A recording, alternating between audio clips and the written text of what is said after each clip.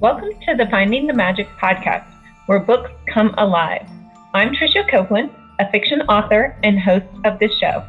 If you love books, finding great reads, and hearing about the story behind the story directly from the authors, this is the place for you.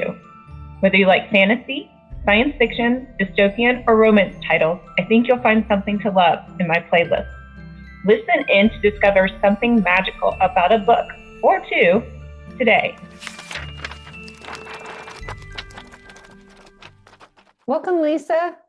Welcome. How are you? So I'm great to be great. here. You too. I'm super excited to have you. We have Liisa Kovala. Hopefully I pronounced that right. Mystery historical fiction novels and soon to be a cozy mystery author. So I'm excited to dive in. Your latest release is Like Water for Weary Souls. Tell us all about that. Yeah, so that came out just on the 12th, and I'm having a book launch on November 9th. And Like Water for Weary Souls is a historical novel. And I'm Finnish Canadian, so I've been so fascinated by my Finnish heritage. And I grew up understanding like so much about Finnish culture because there was a lot of Finnish people in my hometown of Sudbury, Ontario. And but as I got older, I really wanted to know more about sort of historical events and how they shaped people and people coming from Finland to Canada and the United States. And so I became really, really interested in that heritage. So this story is set in the 1930s in a mining town in the north. And it's historical fiction, but there's a mystery in it. So there are two sisters who come from a little farming community and come into the city to, find work, and they work as domestic servants. One of the sisters is found dead in a creek, Nolan Creek. And the other sister knows that it cannot be an accident, although the police say it is. She says, no, it has to be something more nefarious. And so she goes about trying to figure out what happened to her sister. So even though it's historical, there is a bit of a mystery involved in the story. And the other part of it that I was really interested in was there was a movement called the Karelian Fever. Finns from North America, both Canada and US, traveled from here in the 30s to the Soviet Union to start a socialist utopian society. So you can imagine that didn't go so well. Like, no, we want you to do what we want you to do here. Right? Yeah. And so one of the characters, he leaves his betrothed with the intention of sending for her when he has some money to bring her to Karelia. And that they really went with this idea that it would be a new start. It like the Depression was happening in North America. So they felt like, okay, we can build this society. We can educate our children in Finnish. It's supported by the government, all these things. But of course, it's not like that, right? The working conditions were terrible and there was food shortages and people started to disappear. And there were, these kind of arrests and various things happen. So I just have one character who's kind of involved in that. And his fiance learns through letters about what happens in that place because her intention is to go there with him because it's the dream. And then of course it goes badly.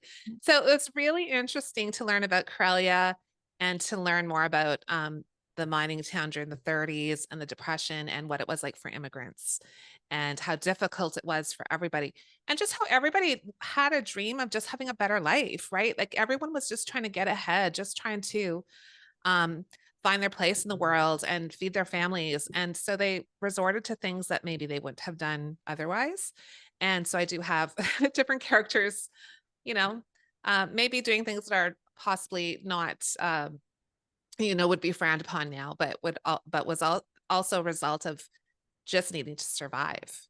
So right. It's so interesting that I love all those stories because they're such human condition stories. I mean, no matter what historical period you're in, there have been strifes, illness, war, all of those things, and people searching just for a way to survive and better their quality of life, and that for their family and their future family, right? I mean, that seems like such a Darwinian genetic inbred thing for us, and looking at different ways humans or different people go about that and try to achieve that, I think is really interesting. Yeah, it was fascinating. Yeah, it's really, of course I'm focusing on Finnish immigrants, but like it really does apply to all groups of people who just move somewhere for a better life, who are just trying to find a community and make their way, and how difficult that can be, and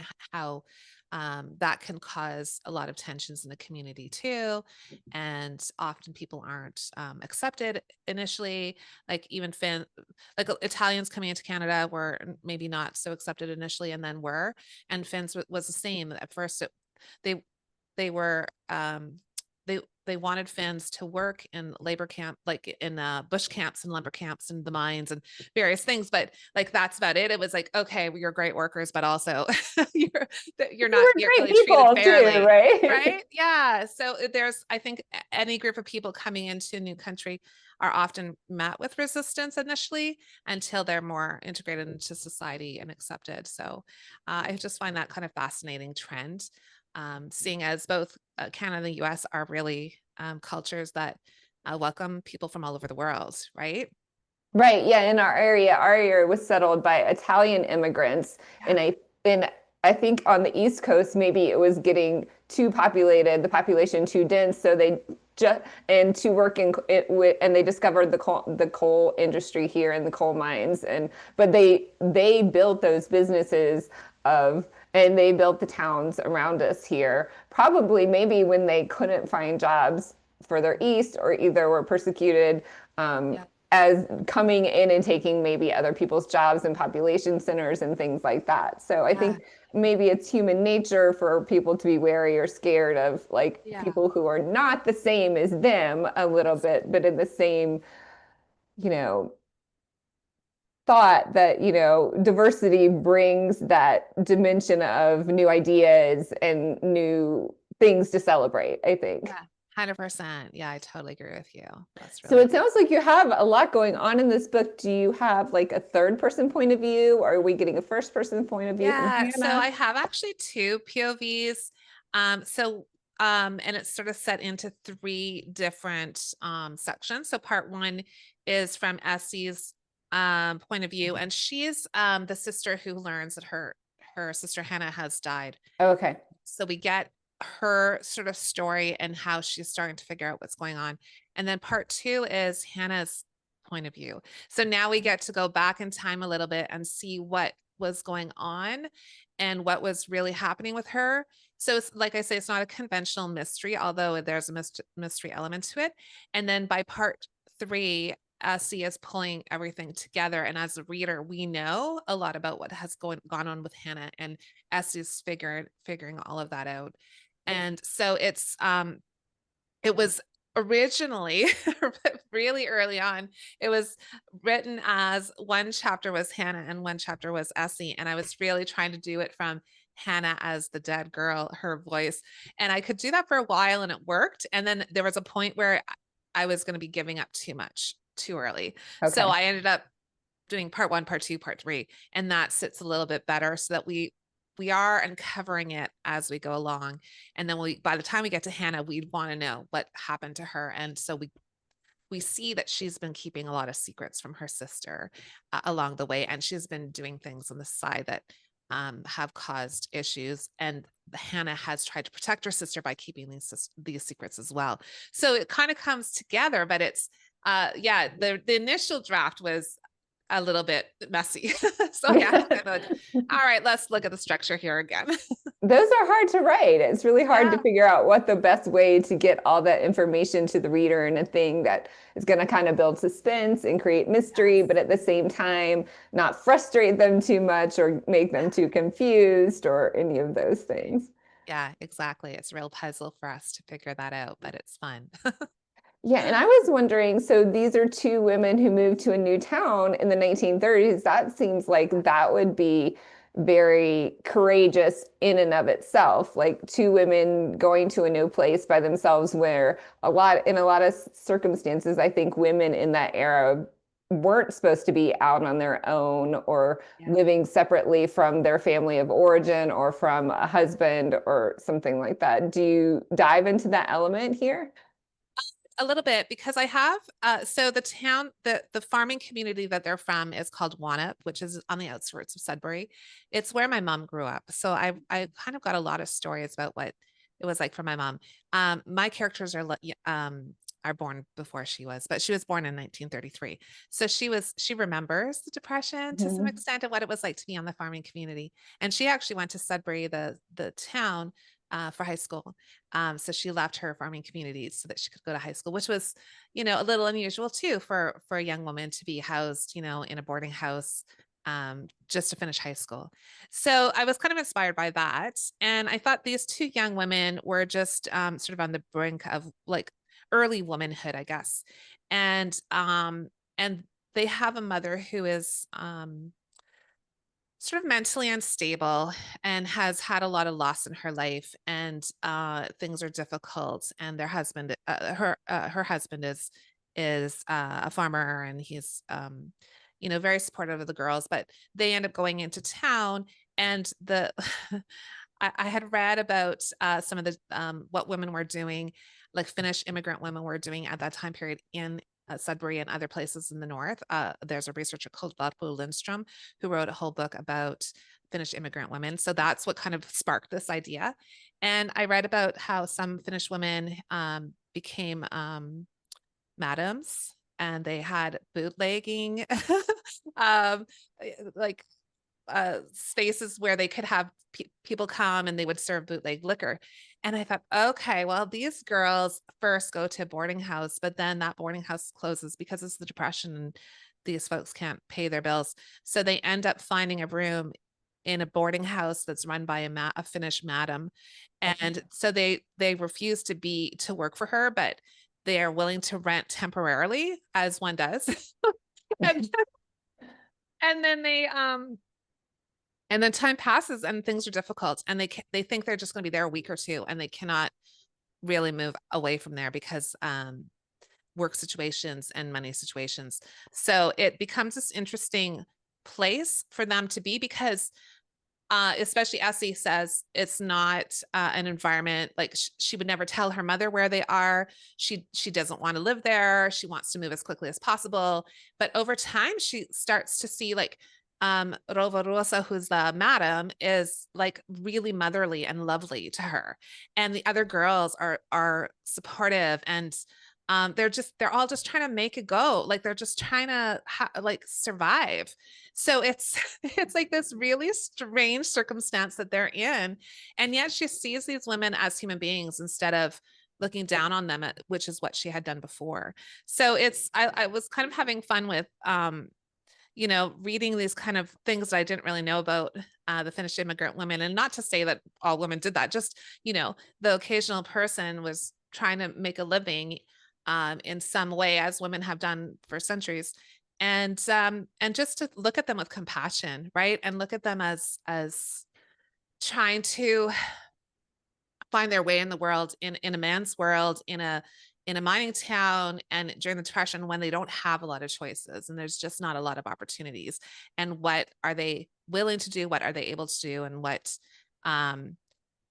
stereotypes are kind of discarded, because Essie realizes, oh, actually, like this woman is more supportive of me in some ways than my own mother is, because my own mother is so fragile and is suffering from other mental health issues. So trying to make them a little more complex than just stereotypical, Well, if you think about in a mining town or a rural town where it's just farming, like women wouldn't have that many jobs to do except work on the farm, their family's farm or another farm. So exactly. They're entrepreneurs, right? Yeah. And that's probably they were gathering strength from the other women entrepreneurs. Yeah, for sure. Yeah, there's way. And I have Essie working for a while. She works as a domestic, caring for children, and Hannah works as a domestic for sort of a prominent doctor's family. So we're seeing different sides of the coin, like the people who have money and privilege, and the people who are just struggling from day to day. and that every single one of them, wherever they are in that spectrum, are looking for something better, are trying to find a happier life. So I just thought that was an interesting thing to explore. Yeah, I mean, this seems like such a rich book, and you talked about one of the history books that how much research did you do for that? I mean, sounds like this kind of a lifelong project. Yeah. Well, yeah, and writing historical fiction just takes sort of years because you Yeah. do so much research. But definitely Budwig Lindstrom's book is the one that inspired me in terms of time period and what women were doing and that kind of thing. And then the whole idea of the Karelian fever and people going to the Soviet Union, I found that so fascinating. And so I really did a deep dive into that, even though the book isn't really about Karelian fever and that it's just one character who goes there. It just requires so much research to understand what it was like for folks in the time period and places. And so there's been a lot actually written firsthand accounts of people who have gone to Karelia and returned. And so I did a lot of reading of sort of memoirs. That was really, really useful to hear it from their own words, what it was like to be there. And some came back from the Soviet Union and some did not. They just disappeared. There are people who just were gone. And there were people from my hometown who went there and other places in the north. So it kind of felt like, not that I knew them, but it was kind of more personal because you felt like, oh, they're like, they could have been neighbors, right? Had I Right. been alive at the time, they could have been family friends who decided, oh, we're going to go do this thing. And so that has always fascinated me, these societies that are created with so much idealism. And, looking back, we know it's not good. It just doesn't work. Human nature Yeah. doesn't allow for it. Right. Uh, Unfortunately, right? I mean, it sounds like a exactly. really good idea. Right. Exactly. Yeah. So how do you go from doing that to jumping to a cozy mystery? Tell me about that series. Right. So I had actually written, my first book was called Surviving Stutthof, and it's about my father's experiences as a 16-year-old merchant marine, Finnish sailor. He was on a ship and they were arrested and sent to Stutthof concentration camp in Poland. Oh, wow. So he was a young man. And at 84, he told me that story. So that was the first book. And that really was a deep dive into history too. And then my second book was kind of inspired by him, which is called Sisu's Winter War. And it was set during the Winter War between Finland and Russia. And it was about a young woman who was sort of a nurse's assistant during the war. They're called Latitude. And then as an older woman in Northern Ontario, she gets early onset Alzheimer's. And there's this play between what happened in the past and what's going on now. So I've been deeply into historical fiction. Last spring, I had this in the back of my mind for a very long time that I'd like to write something just a little lighter, just a little, that doesn't take quite as much research, maybe something contemporary. And I had in my head that I would do maybe some romance, and that was kind of appealing to me. And I went to a retreat in the spring on Niagara on the Lake. And as I was there talking about this kind of romance series idea I had, I quickly realized, oh, this isn't romance. This is cozy mystery. Oh, interesting. Doesn't seem like you would Oh, confuse those because romance, I mean, sometimes has a little bit of mystery, but not really that yeah, much. right. I know. I think it was kind of like I had the idea of setting something in a house. I had the idea of having a whole bunch of characters living there and relationships. And then I started to like think about, oh, what if this happened? And what if that happened? And then it became a little darker. And I'm like, oh, that's not romance now. So I really pivoted. And on my way home from that retreat, I had a nice long car drive. I don't know about you, but when I'm in the car driving by myself, it's like ideas download. Like I just have so many ideas. So by the time I got home, I knew who the characters were. I knew about what the house was like that they were living in. I knew what the first murder was going to be. Like it just come in this gigantic wave during my drive. And I started writing everything down so I wouldn't forget it when I got home. Yeah, fun. And it was so fun. Like, I think I love writing historical. I love it. I love the research. I love exploring sort of themes about loss and grief and relationships. I love all of that. But writing the cozy was just so delightful. I mean, of course, there's a dead body, but There's only one, and it's a very clean dead body. yes, it's right. That's right. It's very clean. And it was just so fun to create this imaginary place, like a place I would love to just stroll down the street and walk, like shop in and stop for a coffee, and characters that were quirky and this grand old house. In fact, it was inspired by a house I saw at, in Niagara on the Lake that was for sale. So I went onto the real estate place and I got all the, the layout and the pictures from inside. I'm like, I can't believe I get to see inside this house. And so it's really based on that house. And that was just inspiration. And then apart from that, I thought about, so I'm always writing about Finnish people. So this time I thought, okay, well, I don't want this just to be about Finnish people, but my character can totally lean into her roots, her Nordic roots. So I have her as half Finnish. Her mother's Finnish and her father was Norwegian. And she lives in a northern town. So it's a little like it's a fictional town called Lakewood. And I was able to, like, she's a designer by trade. So she really loves Nordic design, and she loves the concept of hygge, which is that Danish concept of like coziness and functionality and, you know, aesthetically pleasing, but not fussy. And so I was sort of leaning into all the things I love about Nordic culture. And I thought, okay, I know there are Nordic noir mysteries, right? Like you can watch those on TV, on Netflix. There's like all these mysteries that are quite hard boiled, like dark and often set in winter, and you know, and I'm like, is there any Nordic cozies? And I started looking for them. I couldn't find them, and I thought, okay, I'm doing that. Yeah, so I think I've created a genre. I don't know. Maybe somebody else will say, no, there's this or that. So it might be that there's Nordic cozies out there. I just haven't found them. So if anyone knows, let me know, because I read them for sure. And I've just had the most fun creating this this place. And the idea is that Minna, who's the main character, and her business partner, Christy, have purchased this old house, and they're going to make it like an event center where they can have weddings, and they can have book clubs, and they can have whatever retreats, they can have anything, so that I can have a flow of characters coming to the house. Okay. And so you can, and there's a beautiful little town and all the things. So yeah, it basically, the first book is called Hygge and Homicide, and on the grand opening of Hygge House, which is what it's called, they find a dead body on the doorstep. So, you know, like, of course, you know, you're about to have this great event to open your place, and that causes all kinds of problems, right? So now Minna's on the case, and she has to find out who murdered this person. So it's just been so fun. I love it so much. And it just gives me lots of joy to just jump into that world. I do have two other historical fiction novels that I'm working on.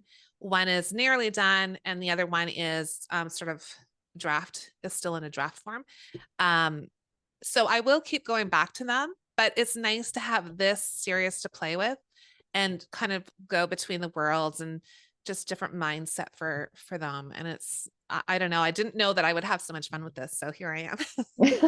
Well, as an author, I do the same thing. So my fantasy, even though it's young adult fantasy, they get put in very perilous positions. Like, this is life and death. Evil spirits are hunting them. Some of them die, right? And I get so emotionally invested in my characters. And just like with historical fiction, there's a lot of research. Well, a fantasy, there's a lot of world building. There's a lot of backstory, thinking about, even if you don't put the backstory in the story, it still has to be a backstory, so you know everybody's perspective and what they would do based on their backstory and all these things, right? It's like a whole circus. So you have everything moving. So then, in between writing all my fantasies, I'll write a fun romance where, you know, the worst thing that can happen is that somebody breaks up with you. So I get that. It's like a palate cleanser almost. It is. It really is. Do you find that, like, there's times when you're writing one where you're like, oh no, I really just need to be working on the other one. Like, I just feel drawn to it. Or do you never stop. If I'm working on something, I don't stop. So I do keep going, but usually after the end, I'm like, okay, I need to write a fun romance now, because I can't do this for that long. And as a reader, I do that sometimes too. Like, if I read like a really heavy book, then I'll think, oh, I'm going to read just like a fun romance now because Yes. I don't want anything bad to happen to these characters. I love that. No, I do that too for reading. Like I read in a wide variety of genres. And right now I'm reading Lyndon McIntyre's book, The Wake, about the Newfoundland.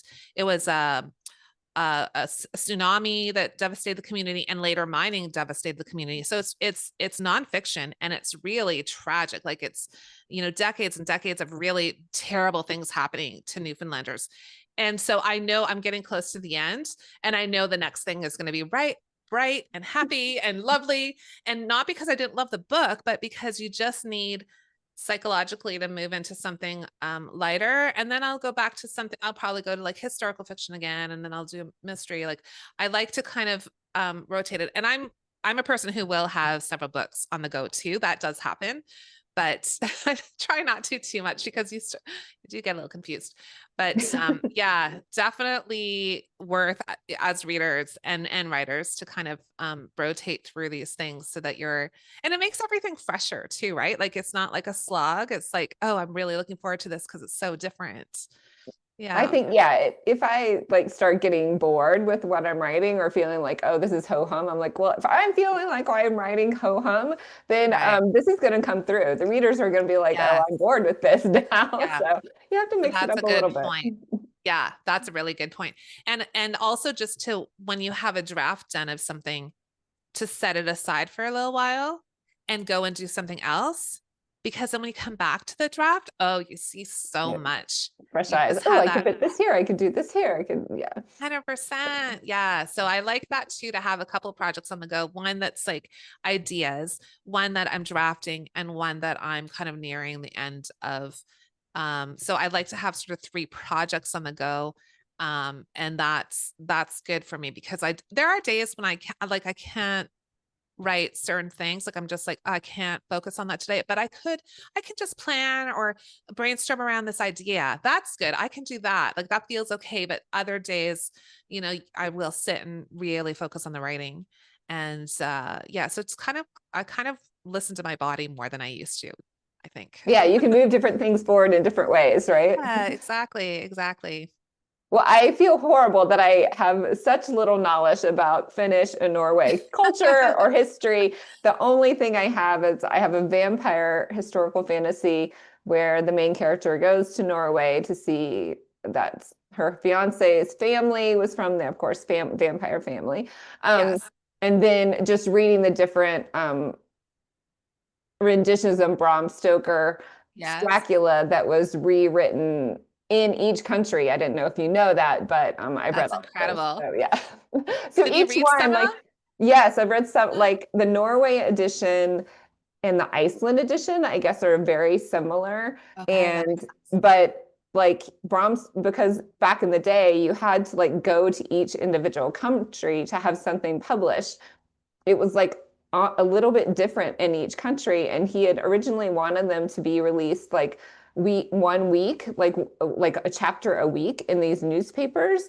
And then what ended up happening is the newspaper writers would sometimes write in their own stories, so it became like a meld of 2 authors' stories almost. And so it was different in every country that he went into and did. And it was, yeah, it's super fascinating. Amazing. So Yeah, that is anyway, fascinating. I didn't know about that. That's crazy. yes. So Wow. anyway, my little aside, that's all I know. I love it.